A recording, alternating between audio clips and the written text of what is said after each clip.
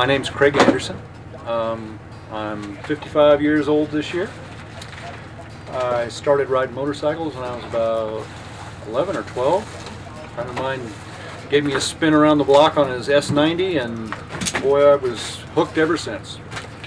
I grew up loving motorcycles, and my first real job was working behind the parts counter of a Kawasaki Norton Triumph dealership.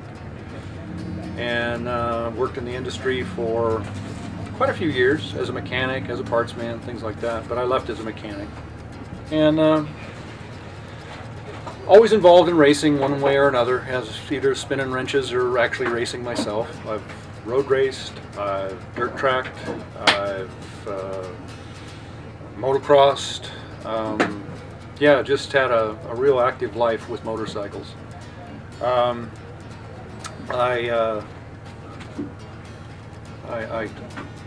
I can't imagine life without them. It's an integral part of my body, it seems like. And I wouldn't know what to do if I didn't have motorbikes around. Anyway, I worked in the ski industry after I left the motorcycle industry, and I worked in the ski industry for 20 years nearly. And one day, about 11 years ago, I was at work and we were doing a rigging job, and a part failed, and I ended up being the victim of an accident that took both my legs off at the knee. And that obviously changed my life pretty much forever. And it left me in a place where you find yourself, wondering, okay, here you are in the middle of your life, and what are you going to do? Where do you go from here? And what are the potentials? What are the possibilities? Am I going to be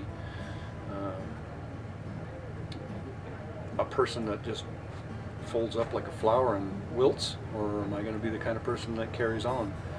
And I generally have been a glass half full kind of guy, so I went with the let's carry on and do something. And so I started buying old motorcycles and fixing them up, and old cars and fixing them up and selling them, and just keeping my hands busy, kept my head busy. All the bad thoughts don't come crashing in on you, and you just carry on basically as you always were, just 2 feet shorter. And I was traveling with my wife, went to go see some old friends of mine that live in New Zealand. And we were at a motorcycle race, and the fellows that owned the Flying Kiwi were demonstrating the bike and thanking all their fans for their support. They had just gotten a new FIM world record in 2005, and it was a really neat crew. And I asked a lot of questions and checked the machine out. And as I kept looking at the thing, I realized, hey, it wouldn't take much to convert this thing to hand controls, because I'd done that on my BMW with a sidecar. I knew I could do it to that. And I said, well, what are you guys going to do with this thing? Now that you got the record, are you going to take it to Bonneville? Well, yeah, we'd like to do that, but it's going to take a pretty serious sponsor to step up and help us, and we don't see that happening in New Zealand, so we're not really sure. I said, well, if you ever, think you're going to sell it, let me know. Well, I get home and I'm shopping on eBay, and bam, there's the Flying Kiwi on eBay.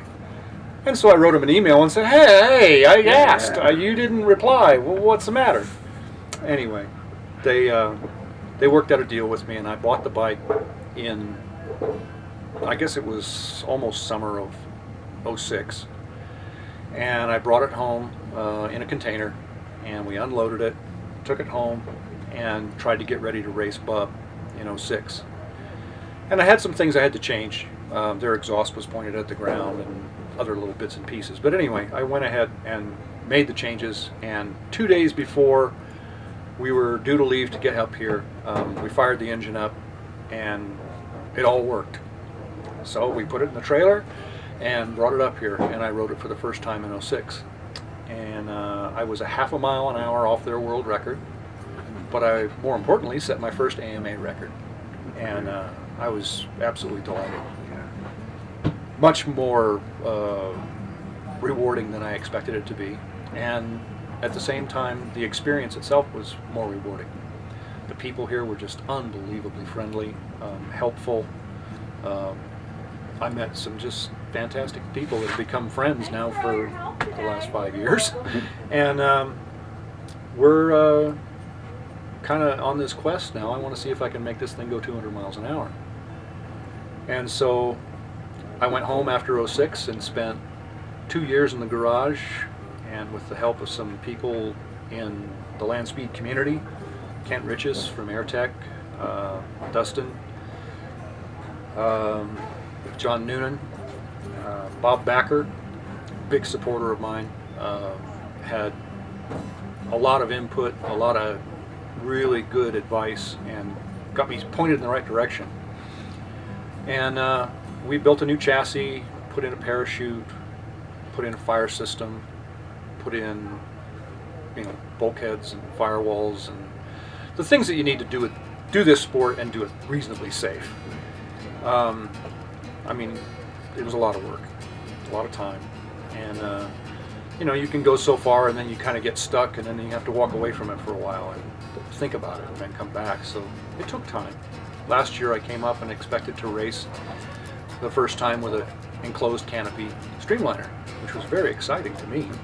Unfortunately, the guys at Tech said they still haven't come up to speed yet, and I had to improve some of the safety features to make it safe. So I used it as a testing experience, and we tested the parachute, and we made some changes here and there, and came back this year, and I was ready. I was pretty confident that we were going to get through Tech with no problem and be able to race and really have a good time. Well, Bonneville being what Bonneville is, the salt gremlins arrived and they started playing with the electrics, and I've been chasing electrical faults on that thing for 3 days. You got the record with it? It just drove me nuts. And finally, I got it to the point where it was running. What I needed to have maybe wasn't a tachometer, but I could listen to with my ear and judge when to shift. And I was going to ride the doggone thing no matter what. And my first pass, I exceeded my record by 15 miles an hour in my first pass, and I was over the moon happy. There you go, yeah. And people were coming in and patting me on the back and saying, "Nice pass. That was impressive. It sounded great. Are you going to go back and back it up?" Well, of course not. The salt gremlins are here. Another problem cropped up. Okay, work on it some more. Here we are on the last day. We've been putting, dawn till dusk days in. The whole crew is tired, and we're finally going to make it to the start line and try and back up a record. And today was the day we waited for. A whole week. We worked for it. We earned it. By golly, we got it done, and I got my record today. So I'm real excited. I'm real happy, and I'm real tired.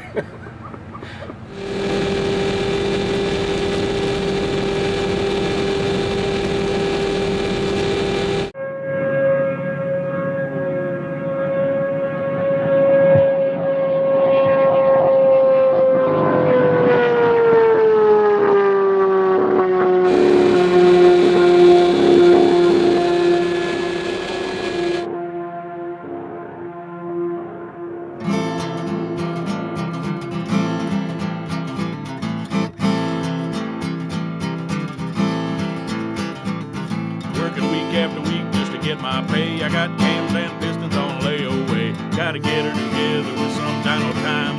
Look at that power, now she's running fine. I got the will to get to Bonneville. Now I'm headed out to Utah in a beat-up Ford. I got the tailgate down and my bike on board. Hitting the highway at a rapid pace. Driving day and night just to make the race. I got the will to get to Bonneville.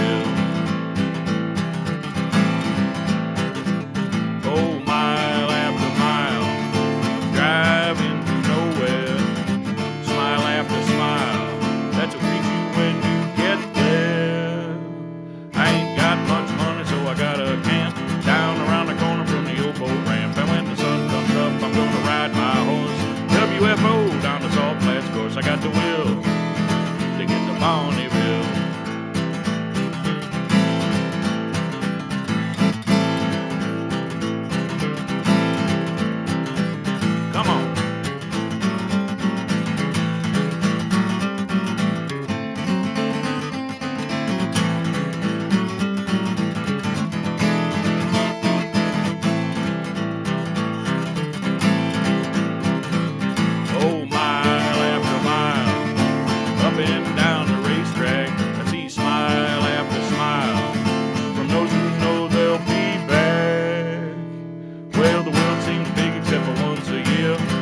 motorcycle freaks all gather here. Some ship their bikes by a motoplane. It don't really matter 'cause it's all the same. They got the will to get to Bonneville. Yes, we need that thrill we get from Bonneville.